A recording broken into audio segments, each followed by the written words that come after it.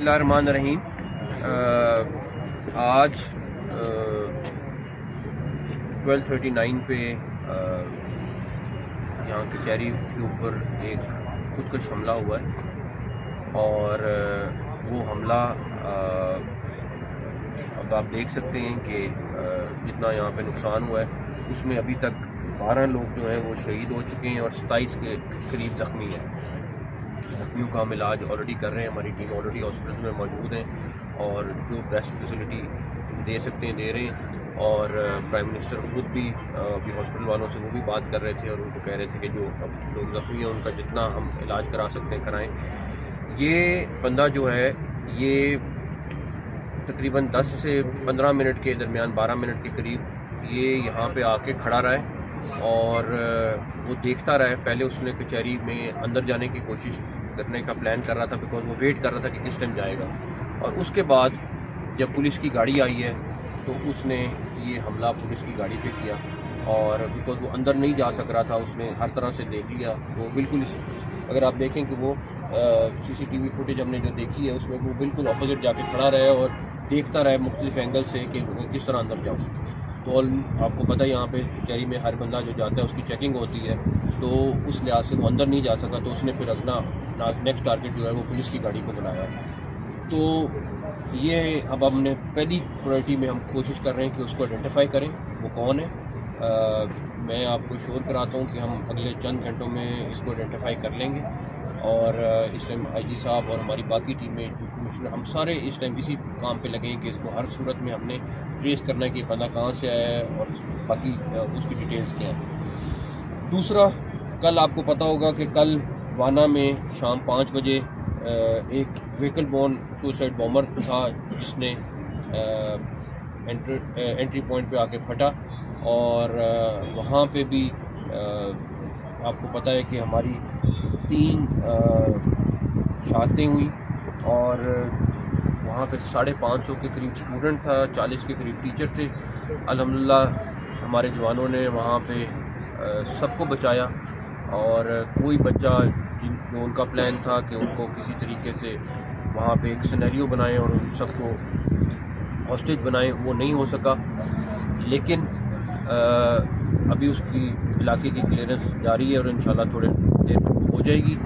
उसमें सबसे important point ये है कि जो वो आइडेंटिफाई हुआ है वो अफगानी है और जो रात भी उनकी कम्युनिकेशन चलती रही है वो अफ़गानिस्तान में अपने लोगों के साथ करते रहे। तो वो उसमें तो हम बहुत क्लियर हैं कि वो सारा का सारा जो अटैक है उसमें अफ़गानिस्तान डायरेक्टली मुलव्वस है। लेकिन जहाँ तक रही बात कि ये जैसे ही बंदा आइडेंटिफाई होगा हम आपको बताएंगे कि ये बंदा कौन है, बिकॉज़ इस टाइम पे आपको पता है कि हमारा स्टांस क्या है। मैं सिर्फ अपने KPK के भाइयों से ये रिक्वेस्ट करूँगा कि प्लीज़ अपने आप को बदनाम ना करें।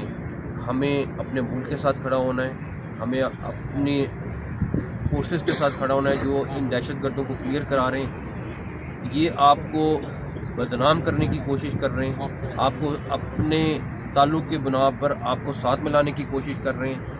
लेकिन हमारे लिए सबसे पहले पाकिस्तान होना चाहिए, उसके बाद कोई और मुल्क आता है। सबसे पहले पाकिस्तान। आप मुझे ये बता दें कि अफ़गानिस्तान में कितने लोग हैं जो अपने स्टांस से हट रहे हैं, तो ये हमें देखना पड़ेगा। हमें अपने मुल्क में अपने मुल्क के साथ रहना है सबसे पहले। तीसरा, एक चीज़ और है जो मेरे ख्याल में सबसे इम्पोर्टेंट है, वो ये कि हमने पहले कई दफ़ा अफ़गानिस्तान को foreign minister, deputy prime minister, defence minister, हम सब गए हैं और हम सब ने जाके उनको एविडेंसेस दी हैं, उनको डिटेल्स में चीज़ें दी हैं कि अफ़गानिस्तान में किस तरह वो लोग वहाँ पे ट्रेन हो रहे हैं, वहाँ पे किस तरीके से प्लानिंग करते हैं और यहाँ पे आके अटैक करते हैं।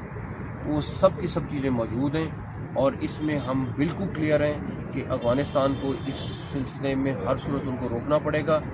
ना रोकने की सूरत में हमारे पास कोई ऑप्शन नहीं है कि हम उन दहशतगर्दों का बंदोबस्त करें जो हमारे मुल्क पे अटैक कर रहे हैं। और तीसरा, मुख्तलिफ़ किस्म की चीज़ें मुसलसल आ रही होती हैं और हम उनको वैल्यूएट भी कर रहे होते हैं और हमें बिल्कुल अंदाज़ा है कि इस टाइम पे अफ़गानिस्तान से वो क्या करेंगे, کتنے لوگ بھیجیں وہ سارا کر رہے ہیں. کچھ لوگ پکڑے جاتے ہیں, کچھ لوگ ابھی بھی ہم ٹریس کر رہے ہیں. وہ ساری چیزیں ساتھ ساتھ چل رہی ہوتی ہیں, لیکن ہم اپنی سیکیورٹی پہ کمپرومائز نہیں کر سکتے. سر 2 انٹرنیشنل ایونٹس میں نے جس طرح آپ کو کہا کہ آرمی, رینجرز اور پولیس مل کے ان ساری چیزوں کو میک شیور کہ ان کو سیکیور رکھیں, اور آلریڈی وہاں پہ ہماری ڈپلائمنٹ بہت اچھی ہے.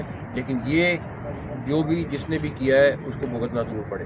میں نے ابھی چیف کمشنر صاحب سے بتایا, ان کو بولا ہے کہ ہم نے اناؤنس کیا تھا کہ ای ٹیکس کے بغیر گاڑیاں اسلام آباد میں نہیں آئیں گی. اب ہم نے ان کو کہا 2 ہفتے کا ٹائم دے دیں, اس کے بعد اسلام آباد میں ای ٹیگ کے بغیر کوئی گاڑی انٹر نہیں ہو سکے گی.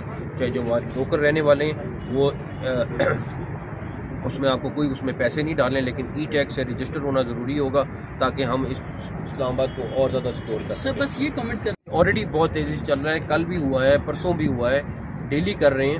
لیکن ابھی میں نے ابھی آئی جی صاحب سے پہلی بات یہ کی ہے کہ کوئی بندہ سپیئر نہیں کرنا, چاہے جو مرضی ہو, ہر بندے کو نکالیں یہاں سے باہر. جو ڈرائیور جس گاڑی پہ اٹیک ہوا ہے اللہ تعالیٰ کی طرف سے وہ محفوظ رہا ہے. یہ ابھی میں ان سے پوچھ رہا تھا کہ وہ کیسے پاسبل ہوا ہے, بٹ کچھ چیزیں ہوتی ہیں کہ انسان دیکھتا ہے.